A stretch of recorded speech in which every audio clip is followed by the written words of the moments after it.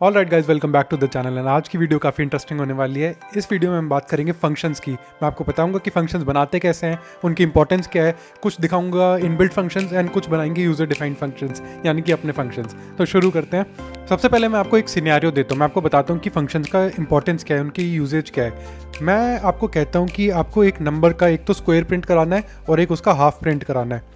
तो आप कैसे करोगे? जितनी अभी आपकी नॉलेज है, आप करोगे कि एक वेरिएबल डिक्लेयर करोगे, उसका नाम दोगे, उसको एक वैल्यू दोगे। मान लो मैंने कहा कि 10 का प्रिंट कराना है, और फिर आप कहोगे कि ये बहुत ईजी है, बस इसमें सी आउट करा स्क्वायर इज, एंड फिर उस नंबर को 2 बार मल्टीप्लाई कर दिया, नम इंटू नम, तो ये होता है स्क्वायर। ठीक है, और प्रिटी प्रिंटिंग के लिए हम ई एन डी एल लगा देते हैं। और फिर कॉपी करोगे आप और कहोगे कि हाफ प्रिंट कराना है, तो हाफ इज नम बाई 2। सिंपल। ठीक है, बहुत बढ़िया। अब इसका आउटपुट देखते हैं। आउटपुट इज 105 विच इज़ सही है। ठीक है, अब मैं आपसे कहता हूँ कि इस नंबर का नहीं कराना, 8 का कराना है। आप कहोगे बहुत बढ़िया, इसलिए तो वेरिएबल यूज़ करा था, मैं यहाँ पे 8 कर दूंगा, तो ये भी ठीक है, ये भी चल जाएगा। लेकिन अब मैं आपसे कहता हूँ कि आपको 8 का ही नहीं, आपको 8, 10 और 12 तीन का प्रिंट कराना है। तो आप क्या करोगे? आप कहोगे कि मैं इसको कॉपी करूँगा एंड फिर उसके बाद एक और बनाऊँगा यहाँ पे num2, फिर इसको मैं दूंगा 10 एंड फिर एक और बनाऊंगा, फिर उसको दूंगा num3 एंड उसको दूंगा 12 एंड फिर मैं ये सारे प्रिंट कराऊंगा। तो आप देख रहे हो यहाँ पे दिक्कत क्या है। यहाँ पे दिक्कत ये है कि आपका कोड बार बार रिपीट हो रहा है, सेम कोड रिपीट हो रहा है, आपकी सिर्फ वेरिएबल चेंज हो रहा है, एक वैल्यू चेंज हो रही है। बाकी सारा कोड, जितना मीट ऑफ द कोड है, जितना बड़ा कोड है, 95% ऑफ द कोड आपका रिपीट हो रहा है। तो कितना बढ़िया होता है कि अगर हम इस कोड को किसी एक जगह पे रख देते एंड उसको बस डिफरेंट वैल्यूज़ दे देते। तो हम यहाँ पे यही तो कर रहे हैं कि हम यहाँ पे डिफरेंट वैल्यू दे रहे हैं, बाकी कोड तो सेम है। तो इसको रीयूजेबल कैसे बनाया जाए, यानी कि एक ऐसा कुछ बनाया जाए जिसको बस वैल्यू दो और वो हमारा काम कर दे, तो उसको कहते हैं फंक्शंस। तो हम क्या करेंगे यहाँ पे, हम यहाँ पे एक फंक्शन बनाएंगे। अब वो फंक्शन कैसे बनाते हैं वो मैं आपको दिखाता हूँ। इनफैक्ट अभी तक जितना भी हम काम कर रहे थे वो हम फंक्शन में ही कर रहे थे। तो आप देखोगे कि हम अभी मेन फंक्शन में, इंट मेन किसी भी C++ प्रोग्राम का एंट्री पॉइंट होता है, तो हम मेन फंक्शन में हैं। लेकिन हम अभी अपना कोई फंक्शन बनाएंगे। तो सबसे पहले फंक्शन बनाने की टेम्पलेट देखते हैं। सबसे पहले आप बताते हो कि रिटर्न टाइप क्या होगा, किसी भी फंक्शन का रिटर्न टाइप। फिर आता है उसका नेम, फिर आता है एक राउंड ब्रैकेट का पेयर, इसको पैरेंथेसिस कहते हैं, फॉर्मल लैंग्वेज ये है। और फिर आती है एक कर्ली ब्रैकेट का पेयर, एंड उसके अंदर आते हैं फंक्शन का काम, यानी कि बॉडी उसकी। इसको कहते हैं फंक्शन की बॉडी, इसको कहते हैं फंक्शन का हेडर। एंड ये जो पैरेंथेसिस है, राउंड पैरेंथेसिस हैं, इसके अंदर आप आर्ग्यूमेंट भी एक्सेप्ट कर सकते हो। यानी कि ये जो हम वैल्यू है, ये हम फंक्शन को देंगे, फंक्शन इसको प्रोसेस करेगा, अपना काम करेगा, and this is how our code will be reusable. तो हम यहाँ पे अगर आर्ग्यूमेंट दें तो हम यहाँ पे देंगे इंट एंड उस आर्ग्यूमेंट का नाम। तो हमें आर्ग्यूमेंट एक्सेप्ट करने के लिए 2 चीज़ें बतानी है। सबसे पहले वो आर्ग्यूमेंट का टाइप क्या होगा, वो स्ट्रिंग होगी, इंट होगी, फ्लोट होगी, बूल होगी, डबल होगी, क्या होगी। ये अगर आपको नहीं पता मैं क्या बात कर रहा हूँ तो आप जाके वीडियो देखो, सेकंड वीडियो, उसमें मैंने सारे डेटा टाइप्स डिस्कस करे हैं। एंड अगर आपने वीडियो यहाँ तक देख ली तो सब्सक्राइब भी कर देना, क्योंकि मेरे को लग रहा है कि आपको अच्छी लग रही है। एंड तो हमने ये आर्ग्यूमेंट यहाँ पे एक्सेप्ट कर लिया। हम एक से ज़्यादा भी कर सकते हैं, उसके लिए आपको कॉमा डालना है एंड उस आर्ग्यूमेंट का दोबारा टाइप और डेटा का नाम, वेरिएबल का नाम। तो यहाँ पे बी, दोनों का नाम सेम नहीं हो सकता ऑब्वियस रीजंस। तो अब हमें यहाँ पे बनाना क्या है, हमें एक ऐसा फंक्शन बनाना है जो कि इसका स्क्वायर प्रिंट कर दे और हाफ प्रिंट कर दे। तो हम यहाँ पे रिटर्न टाइप देते हैं इंट। मैं आपको बताऊँगा आगे कि हम इंट क्यों दे रहे हैं एंड क्या करना चाहिए एक्चुअल में। इंट यहाँ पे देते हैं। फंक्शन का नाम एक ऐसा रखना चाहिए जिससे फंक्शन का नाम पढ़ते ही हमें पता लग जाए कि फंक्शन करता क्या है। तो हम वैल्यू का स्क्वायर कर रहे हैं और उसका हाफ प्रिंट कर रहे हैं, तो फंक्शन का नाम रखते हैं स्क्वायर एंड हाफ। ये स्क्वायर एंड हाफ फंक्शन का नाम हो गया। इसमें से अब रिटर्न कराना है कुछ, तो फिलहाल के लिए बस 0 रिटर्न करा देते हैं, क्योंकि हमें इंटीजर रिटर्न कराना है। एंड फिर फाइनली फंक्शन करेगा क्या, वो करेगा स्क्वायर किसी नंबर का एंड हाफ किसी नंबर का। तो अभी हम यहाँ पे सिर्फ एक ही नंबर चाहिए जिसका स्क्वायर और हाफ करना है, एंड उसको रीनेम कर देते हैं हम NUM, क्योंकि यहाँ पे वही यूज़ हो रहा है। ठीक है, अब देखना है कि हमारा कोड कितना ईजी हो जाएगा एंड कितना मेंटेनेबल हो जाएगा। तो अब मेरे को करना क्या है कि इस फंक्शन को सिर्फ यूज़ करना है। ठीक है, तो हम यूज़ कैसे करते हैं किसी भी फंक्शन को, किसी भी फंक्शन को यूज़ करने के लिए हमें उसे कॉल करना पड़ता है। जैसे हम किसी बंदे को बुलाते हैं तो उसके नाम से बुलाते हैं, वैसे ही अगर हमें यहाँ पे फंक्शन को यूज़ करना है, उसे कॉल करना है, तो हमें उसका नाम लेना पड़ेगा। तो इसका नाम है स्क्वायर एंड हाफ, एंड फिर हमें देनी पड़ेगी उसकी आर्ग्यूमेंट्स। तो आर्ग्यूमेंट्स हम देने के लिए इसको राउंड ब्रैकेट्स डालेंगे एंड उसके बाद उसमें वैल्यू, तो हमें 8 का प्रिंट कराना है, तो और उसके बाद फाइनली सेमीकोलन। इसी तरह हम देंगे 10 के लिए, फिर 12 के लिए, तो अब 10 का एंड फिर फाइनली 12 का। ठीक है, अब मैं इसके रन करके दिखाता हूँ और आप देखोगे कि अब ये रन नहीं होगा, कंपाइल नहीं होगा, एक एरर आएगा। तो एरर है कि use of undeclared identifier square and half. तो ये जो नाम है फंक्शन का, ये आइडेंटिफायर है, यानी कि इससे फंक्शन आइडेंटिफाई होता है, लेकिन कंपाइलर कह रहा है कि अनडिक्लेयर्ड है, यानी कि मेरे को तो पता ही नहीं है स्क्वायर एंड हाफ है। कंपाइलर पहले यहाँ आया, फिर यहाँ पे आया, फिर वो मेन फंक्शन के अंदर घुसा एंड उसने देखा कि स्क्वायर एंड हाफ है ये, एंड इसका तो मेरे को पता ही नहीं क्या करना है, ऐसा तो कुछ कीवर्ड भी नहीं है, इंट वगैरह कीवर्ड होते हैं, ये तो वो भी नहीं है, तो इसका करूँ क्या। तो हमने एक चीज़ मिस कर दी यहाँ पे, हमने कंपाइलर को नहीं बताया कि फंक्शन क्या होने वाला है एंड उसकी आर्ग्यूमेंट्स वगैरह क्या होंगे। तो ये हमें C++ में पहले से बताना होता है। कई लैंग्वेजेस होती है जैसे जावास्क्रिप्ट वगैरह है, उसमें अगर आप बाद में भी डिक्लेयर कर दे तो कोई फ़र्क नहीं पड़ता, लेकिन C++ में आपको पहले से बताना होता है एंड उसको कहते हैं फंक्शन प्रोटोटाइपिंग।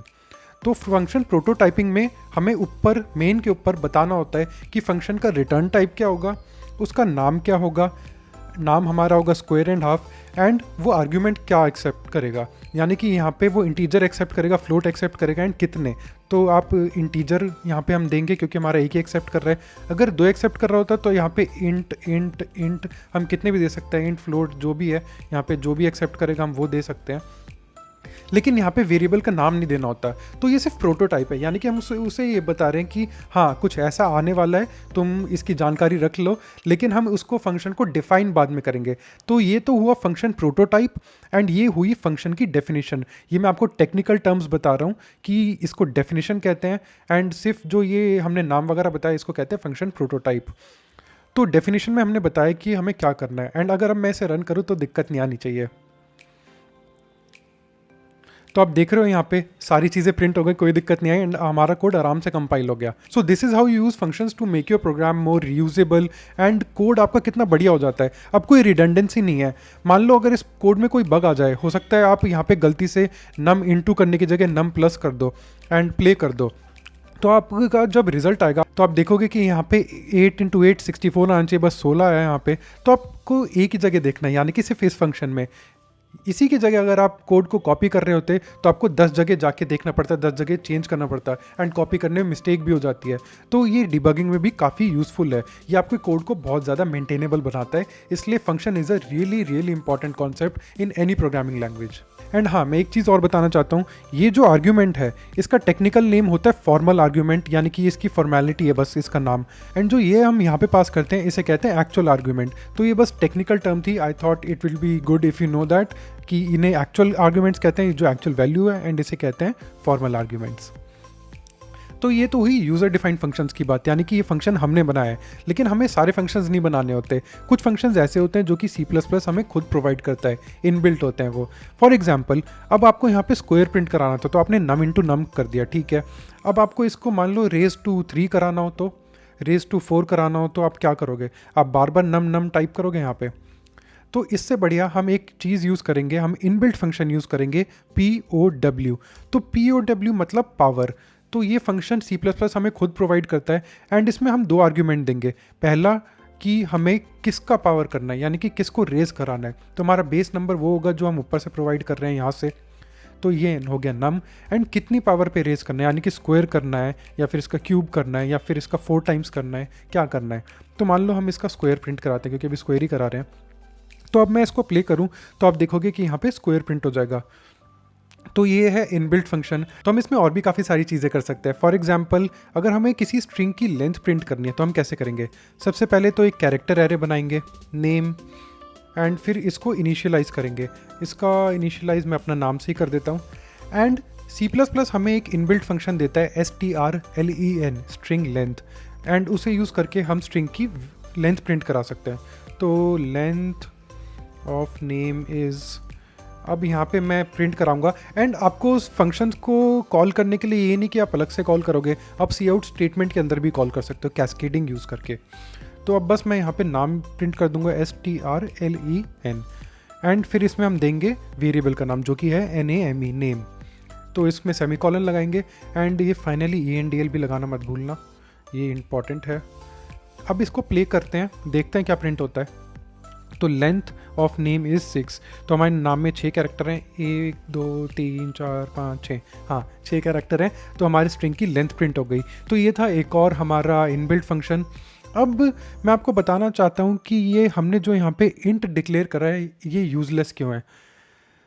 तो हमारा जो ओरिजिनल फंक्शन था वो ये था, हम स्क्वायर प्रिंट करा रहे थे एंड हम हाफ प्रिंट करा रहे थे, एंड उसके बाद हम ये डमी ज़ीरो रिटर्न करा रहे थे। लेकिन इसकी कोई नीड नहीं है, जो हमारा मेन फंक्शन है इसमें जो ज़ीरो रिटर्न होता है ये प्रोसेस एग्जिट कोड होता है, एंड आपको ये यहाँ पे प्रिंट हुआ दिखता है। ये सिस्टम अपने इंटरनली यूज़ करता है टू चेक कि ये प्रोग्राम कोई सक्सेसफुली रिटर्न हुआ या फिर वो अनसक्सेसफुल हुआ।